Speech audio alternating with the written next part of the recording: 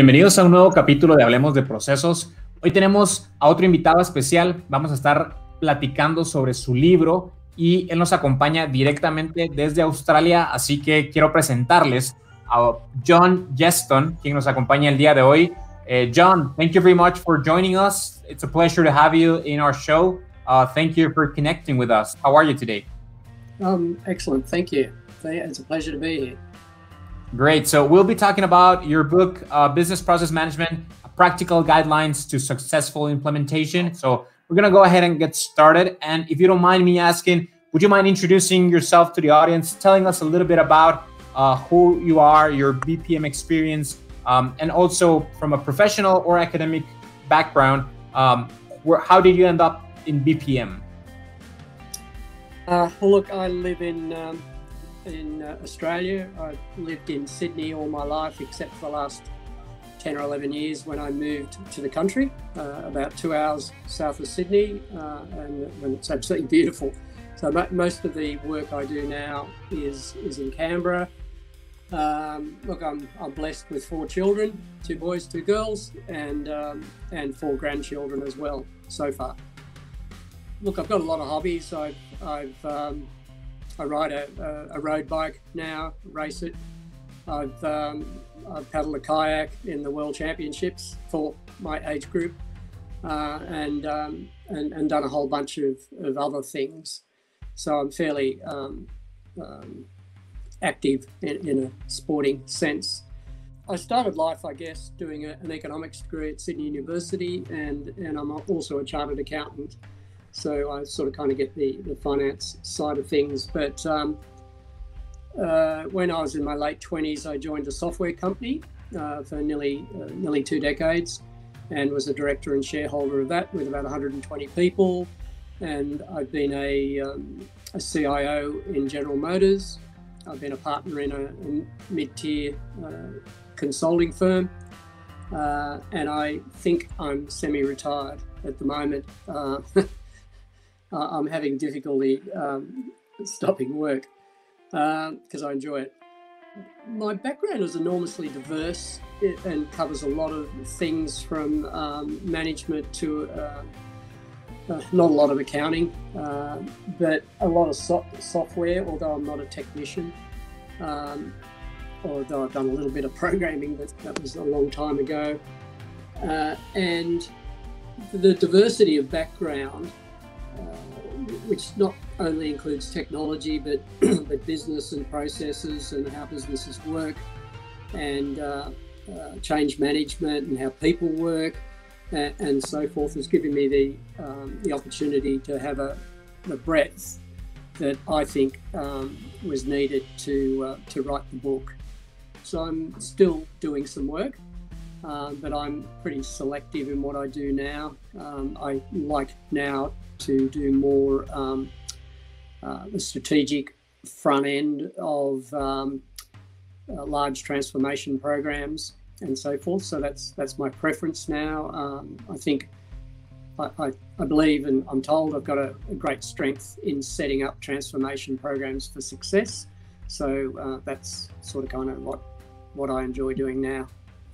Before we jump right into the book, tell us a little bit about what the writing process was like. So was it a combination of your previous experiences from the field and from a practical and business perspective, or was it more like an academic collection of studies, insights, and from a more academic perspective? So how was it that the whole book came up into realization? I know we're getting to the 3rd edition from the book, but if you go way back to when you first wrote it, what prompted you to go and generate this document? Well, I'm definitely not an academic. I much prefer the practical side of things. So it absolutely came from a practical bent. In working in the software company, in designing systems and working with clients and so forth, obviously it included a lot of business processes, although often they were not called processes, they were just the way things were done. Yeah. And I actually like the definition of a process where a process is defined as the way things happen around here. And I think that's simple and quite powerful. Look, it started off, I guess, in 1999 when I read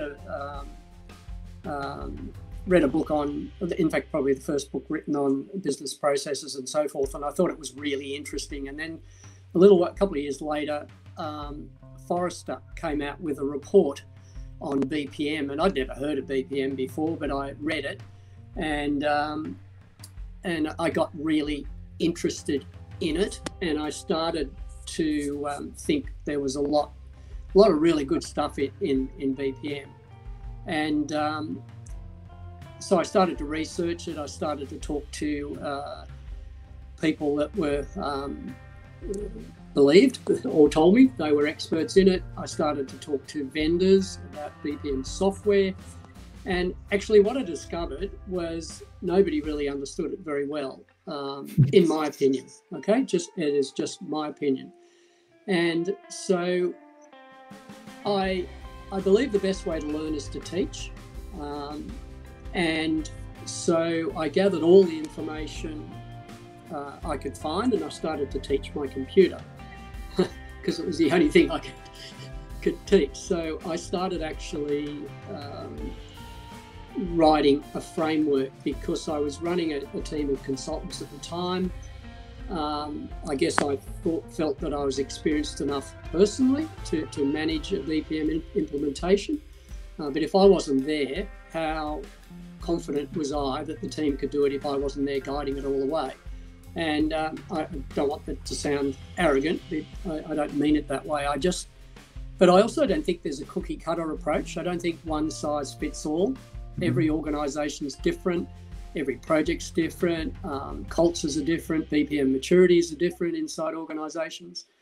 So I started to teach a computer, and I ended up with about 150 typed pages of a pretty robust framework around it with 10 phases and a whole bunch of steps in them.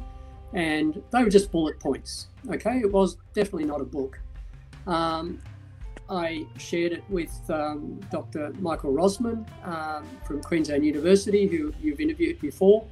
And Michael actually said to me, why don't you come and do a PhD with me around this? And I said, I think I want to write a book. And so I did the mental equation that if I got a doctorate, my mum would be really happy.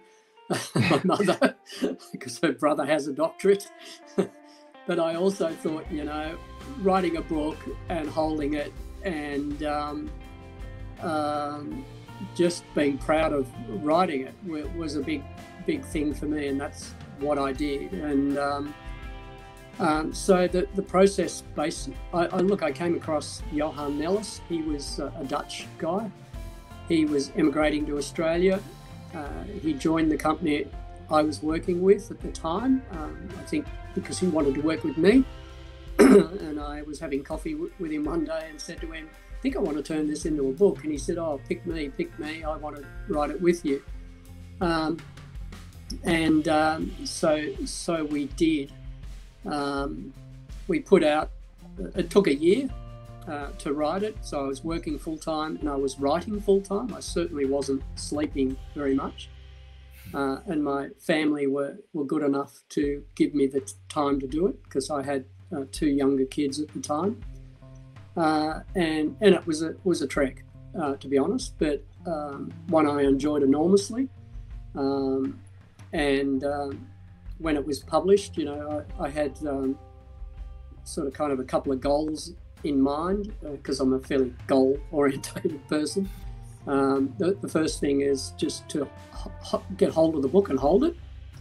And the second one was to walk into a bookshop and see it in the bookshop. So I wrote that. So I was pretty, and I was proud of myself for doing it, to be honest. And you said it's in the 3rd edition. Well, sitting on my desk right now, I'm about 30% away through the 5th edition. So the 5th edition is well and truly underway. I've done all the research. I've got all the material. I just have to spend the next couple of months writing the rest of it up. So that's sort of the process. I mean, it was published.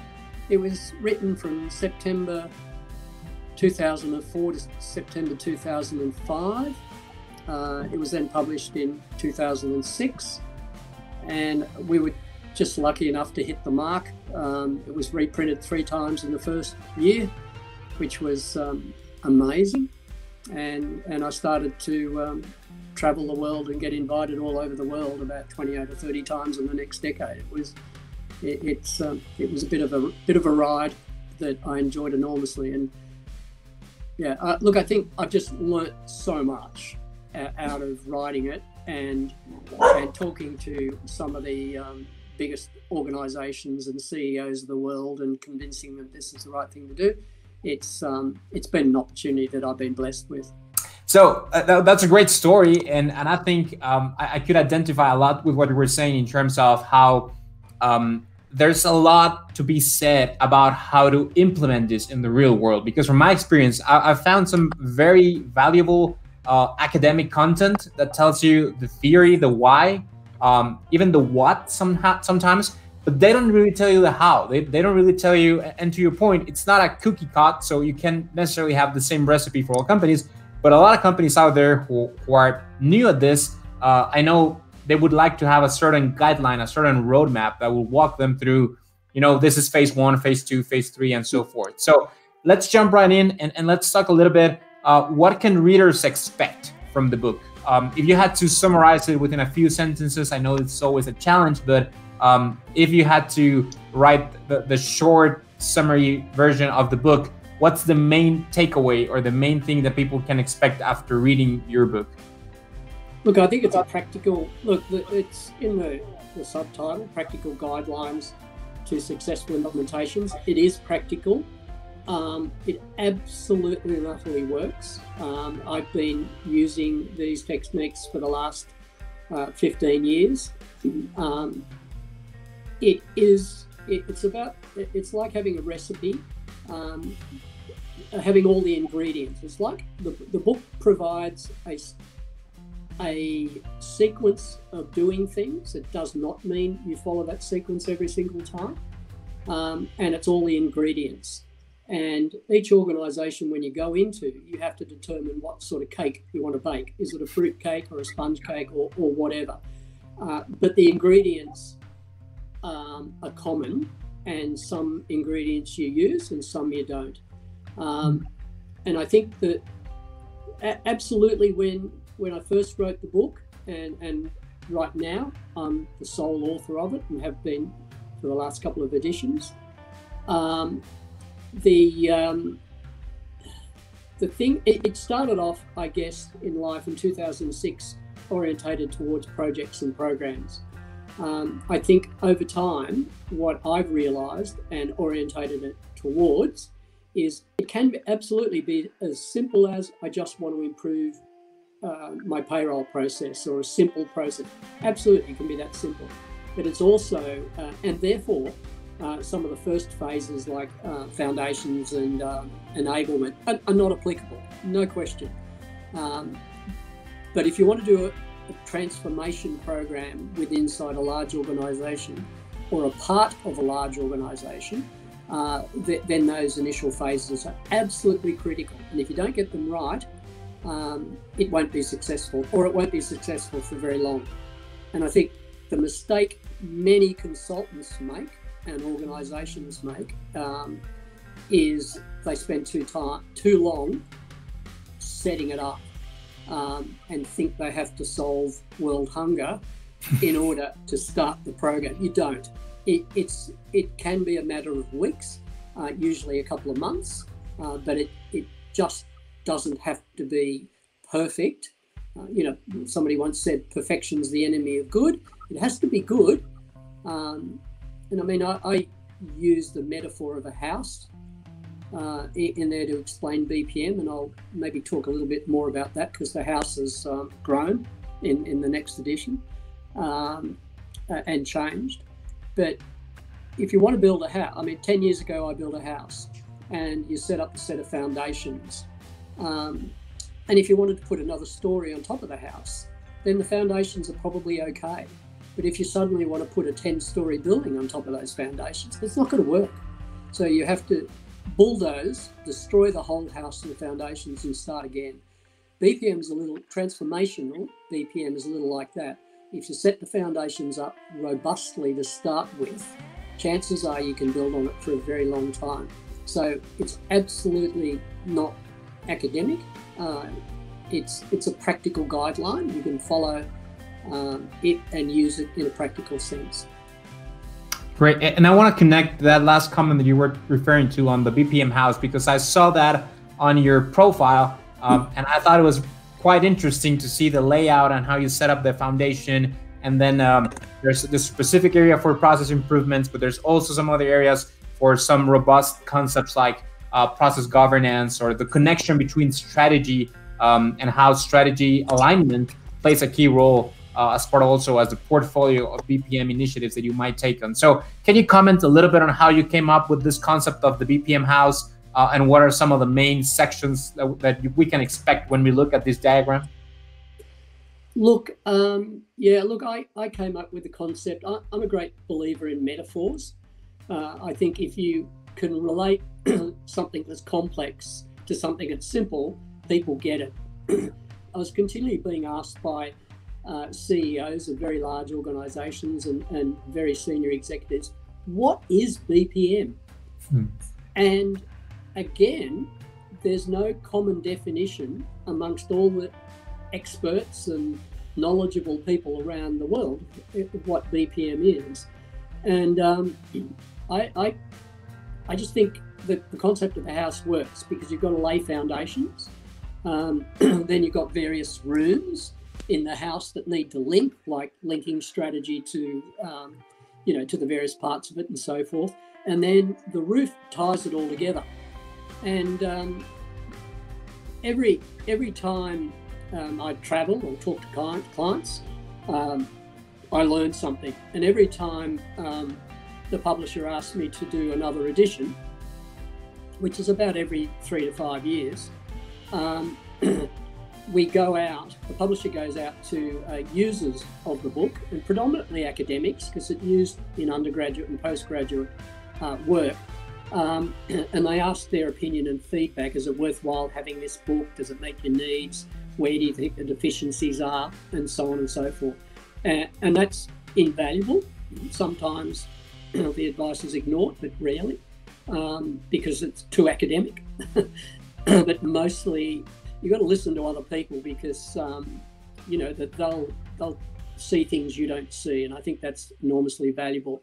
And it's interesting that governance, so if you define governance to me is not only managing your key business processes so they're performing adequately and effectively and all that sort of thing, but it's also to make them sustainable. Now, as a consultant, if you ask me to come in and improve your processes, delighted to do that. But unless you put governance in place, you're going to be doing it again in 18 to 24 months, because your processes will change. And it's a great way for consultants to make money, but it's not right. You should put strategies in place to enable process executives, process stewards to continually improve and make your processes relevant. Now, interestingly, this is about listening to your audience. I believed that governance and so forth was covered adequately in the book in probably a couple of places. And one of the last phases is called sustainable performance. And the feedback was that the book doesn't show how processes need to be sustainable enough, which did, to be honest, shock me a little bit, and I couldn't understand it for a long time. And I thought, you've got it wrong, and so forth. But the more I thought about it, the more I realised that they're right. And it actually is there, but it's not made explicit enough to people to easily understand it. And the last phase now is just going to be called sustainability. and one of the chapters towards the back of the book are going to be incorporated into it. I haven't written it yet, but I've thought about it and know how to do it to make that more visible to people. But the 5th edition is going to come out, will include a brand new house, and there's more layers of the foundation to provide context, and there's actually a little bit I'm handling strategy differently in the picture, and I'm adding a room to the house because I talk about operational processes, management processes, and most people don't understand the difference between those two, and it's absolutely critical that you do. But I'm adding another room to the house called innovation, and innovation is a process, and you need to continue to be relevant. You need to innovate on a continual basis. So there's a change to the house, an additional room, and it'll still be a house with foundations and rooms and a roof, but it's quite a little bit different, and I think it's more effective. So can you comment a little bit on what have been your learnings on how to set up your BPM program or your organization for a successful BPM implementation? What would you suggest are some of the phases that you must get it right? Or perhaps that's where most companies get it wrong, and that's why a lot of these programs don't last for long, and they come up like a wave. There's a big excitement and people jump into this, but then because of those phases were not covered correctly, the whole thing just crumbles. So which phases do you consider are critical or are absolutely relevant for BPM programs to be successful? Sure. Let me start off by telling you maybe a real story. When I was living in Sydney over 10 years ago, I was contacted by an organisation in Singapore. They were based in Singapore, Dubai, the UK, Germany, and New York. They're a $3 billion organisation, and the quality chief executive in terms of quality contacted me, and interestingly enough, on this journey, his title changed from quality to BPM. But he contacted me and he said, "Look, you're supposed to know a bit about this BPM stuff. Can we engage you to write me a project plan of how we should do this?" And the short, sharp version of the conversation went, "No, I can't." And he said, "Hang on, you're supposed to be an expert at this." I said, "I am."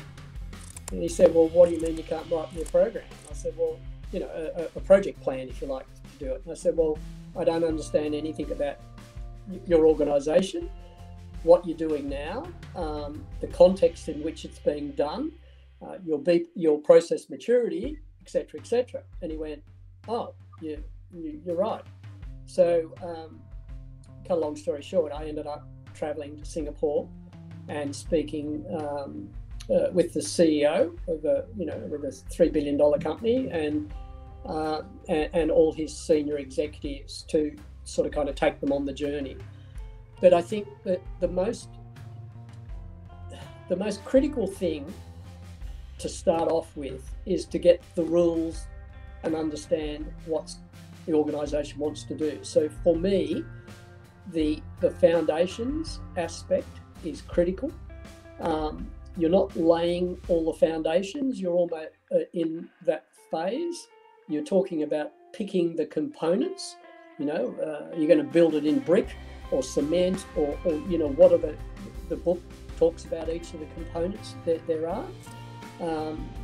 There's a diagram in the book called the width process or program width of it, and that is an incredibly simple diagram, but it's enormously powerful because I sat in front of the CFO and CIO of a $7 billion property investment company, and they were implementing SAP financials, and I knew clearly this was a transformation activity. It was not just an IT implementation. And I said, what are you trying to achieve? And we went through it, and we actually did what I refer to as the red wine test, which I'll come to in a minute, with them. And it was discovered, they realized that they were actually doing a transformational program, and the program director did not know that. Okay, which was, it was like, wow, well, I don't understand how you didn't know that. And I was one of his team, and we tried to convince him, but he said, no, we're just banging in SAP financials. And so that made a big difference. Then you take the components you've decided to use in the foundations and you expand them out in the enablement phase, where you start to put some guidelines around it. I want to have have governance. Well, what do you mean by that? Do you want a process executive, a process steward? What's their big picture responsibilities? And you expand each of these components out. And I think you have to do that before you really launch the thing. So, that transformation program. So I believe there's historically a huge gap in organisations where they set a strategy and then they start doing stuff. They start doing programs and projects, and it lacks linkages and transparency and between the strategy and the stuff, the activities they're doing. And the red wine test is, I know it's a sort of kind of funny title, but it's enormously powerful because it gets the executives to understand in a lot of detail what they actually want the organisation to look like in 2 or 3 or 5 years' time. And that gives you the ability to link your strategy to the red wine test, to the activities that you want to set up. And if there's not absolutely transparent linkages there, then you're doing something wrong. And in my experience, there's 3 interesting things come out of it. One is, it's often if the red wine test and the strategy don't marry up, it's often the strategies that's wrong. It's really interesting. The red wine test is often the first time senior executives have ever sat in a room together and discussed this stuff. And one of the rules is you're not allowed to leave the room until you agree with everything's in here. It's okay, we can stay in here. Usually it only takes 40 minutes to execute, but I quite cheekily say you're not allowed to leave the room until you agree with everything that's up here. And people are very good around it. I think the other thing that happens is, particularly, and I'll give you the example of the SAP implementation. I'll use that as an example. What you then do is marry up all the outcomes you want in the red wine test of what you want the organisation to look like in 3 years' time, and you tick them off and determine, is the SAP implementation going to deliver that? Because some of them they will, but many of the activities that you want the organisation to look like will not be delivered by the program. They have to be delivered by the business. Mm-hmm. And one of the biggest mistakes executives make is they set up projects and then they walk away and say it's the project manager's responsibility, and it's not, it's theirs. And when we did this with this particular organisation, we ticked them off and they discovered that at least half of the outcomes, business outcomes they required, could not be delivered by the project. They could only be delivered by the business. And I said, okay, we have a project director over here with a Gantt chart of how he's going to do all this and deliver it. Where's your project director? And where's your plans? And they just looked at me and went, we probably need to. Yeah. And disappointingly, about 2 months later, we ran the red wine test again, just to ensure it was still accurate, which it was. A word didn't change. and they still hadn't set up a project director for the business stuff, you know. Oh, so I think the foundational stuff's critical, and again, it's not a 6-month exercise. Mm-hmm. And in using the 7FE framework in the book, it is generic enough that it'll suit any organisation. Organisations are not special and think they need their own special framework to do it. Right. I've never, ever experienced that in my life. And it's a wonderful academic exercise to sit down and write something like this for a year, but just pick up a book and use it, you know? Yeah. All right. So as we're approaching the end of this interview, is there any final words of wisdom, any final message, any particular topic that you would like to leave us with? And I'm also going to ask you, before we close, where can people get your book from and access it if people were wanting to get it and read it as well? Look, final words of wisdom are pretty hard. I think you can't solve all problems in one go. I think if you've got a plan and you do the foundational stuff, and again, I'm talking about transformation, if you do that well, it's absolutely critical that you firstly have the CEO on board. If the CEO is not backing this, visibly backing it, then you could almost say don't bother starting, because it's not going to work. And then he or she needs to make sure that appropriate incentives, etc., are put in place for the senior executives to make this happen. Firstly, I think, and then just look, if you need external help, go get it. If you can do it internally, have a crack at it. But look, I have a website called managementbyprocess.com. No spaces, all lowercase. People are welcome to have a look at that. To be honest, I don't spend a lot of time updating my website these days, but there's some stuff there, and there's some useful tools and templates that people are willing, totally, if you want to download them, please do. Yeah, look, I think that's probably, I mean, getting the book, Amazon's probably the best place to get it. I read a lot, and these days I mostly read on my Kindle, but there's one thing, there's books I won't read on a Kindle, and that's business or learning books, because I draw all over books, right, and highlight and just you know do, because I think they're tools for learning. So my book, I know younger people these days want to do everything online, but I believe that a hardcover where you can draw all over it and learn and all that sort of thing is in there. And I mean, I've been all around the world many times, probably 28, 30 times doing this, and I've delivered a lot of training around the world on the framework. And I think the feedback from attendees is always, we love the stories, the case studies.